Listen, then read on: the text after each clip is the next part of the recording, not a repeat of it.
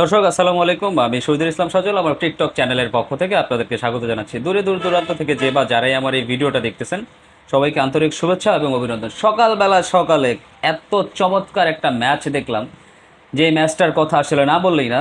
নেপাল বনাম সাউথ আফ্রিকার যেই জিনিসটা করতেছে, ওহ, কি বলবো আসলে। সাউথ আফ্রিকা এত ক্লোজ ক্লোজ ম্যাচগুলো যে কিভাবে জিততে পারতেছে বা কিভাবে তারা শেষ মুহূর্তে গিয়ে তাদের নাটটাকে এত কুল এত ঠান্ডা রাখতেছে, সেটা আমার আসলে বুঝে আসতেছে না। নেপালের যে একটা সিচুয়েশন ছিল বাংলাদেশের চেয়ে বেশি ক্লোজ ছিল নেপাল বনাম সাউথ আফ্রিকার ম্যাচটা। Credit goes to Nepal. তারা সাউথ আফ্রিকার মতো একটা টিমকে 115 রানে আটকে রাখতে সক্ষম হয়েছে। আমরা একটা পর্যায়ে ভাবতেছিলাম যে 115 রান নেপালের পক্ষে আসলে চেস করা পসিবল হবে কিনা, don't know, but cricket is a match, game of uncertainty. তো এটা মাথায় রাখতে হবে। আপনার নেপাল প্রায় জিততে জিততে হেরে গেছে। নেপালের জন্য আসলে খুবই কষ্ট লাগতেছে, খুবই খারাপ লাগতেছে। নেপাল এত ক্লোজ একটা ম্যাচ কিভাবে হারলো একটা টিমের। নেপালের একটা পর্যায়ে আপনার 24 বলে 17 রানের দরকার ছিল, 4 ওভারে 17 রানের দরকার, হাতে ছিল 7টা উইকেট। এরকম একটা ম্যাচ নেপাল হেরে গেছে। আপনি চিন্তাও করতে পারবেন না যে নেপালের ফ্যান্সদের জন্য এটা কত বড় একটা দুঃখের বিষয়। আর নেপাল আসলে এই ম্যাচটা হারার পর এলিমিনেটেড হয়ে গেছে, তাদের নামের পাশে লেখাটা যোগ হয়ে গেছে। এই ম্যাচটা যদি নেপাল জিততে পারতো তাহলে বাংলাদেশের জন্য আসলে আর একটু কষ্টসাধ্য ব্যাপার হয়েই যেত।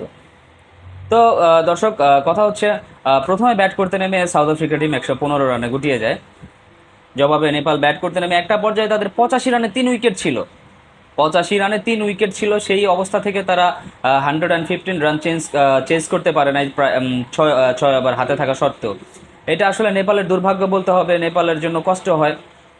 আর credit goes to Tabrez Samsi যেভাবে ব্রেক থ্রুটা এনে দিয়েছেন সাউথ আফ্রিকা টিমকে যখন দরকার ছিল, ঠিক তখনই একজন স্পিনার নিয়ে খেলতে নামা সাউথ আফ্রিকার জন্য অনেক বেশি রিস্কি ছিল।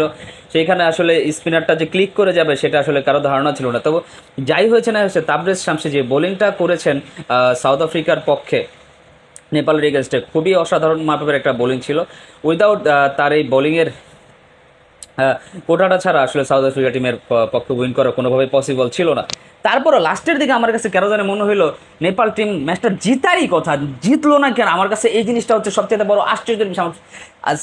খুবই খারাপ লাগছে, খুবই খারাপ লাগছে। 6 বলে যখন 8 রান লাগে, বার্টম্যান বোলিংয়ে আসে, প্রথম 4 বলে প্রথম 2টা ডট। দর্শক বুঝেন, এত থ্রিলিং খেলা এই পর্যন্ত এই ওয়ার্ল্ড কাপে হয়েছে কিনা আমার জানা নাই। আমি যে কটা ম্যাচ দেখছি, this was the most thrilling match of this world cup. তো প্রথম 2টা ডট বল ছিল, লাস্ট ওভারে 2টা ডট বল ছিল প্রথম 2টা। পরের বলে বাউন্ডারি, পরের বলে 2 বলে 2 রান লাগে। যে কোনো টিমের ম্যাচ জেতার কথা। আফসোস 2টা বল ঠিক এই হাইটে গেছে। আমার কাছে মনে হয় যেন একটা বল আম্পায়ার চাইলে হোয়াইট কল করতে পারতো, but bad luck for team Nepal.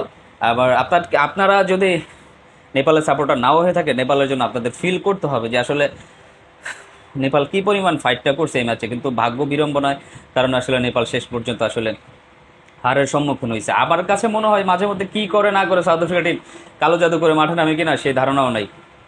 তো দর্শক, আপনাদের কী মনে হয় কোন জায়গায় নেপাল ম্যাচটা হেরে গেছে, আর সাউথ আফ্রিকা টিমের কোথায় ডেভেলপ করতে হবে সেটা আমাকে একটু কমেন্টস করে জানাবেন। ভালো থাকবেন, সুস্থ থাকবেন, আসসালামু আলাইকুম।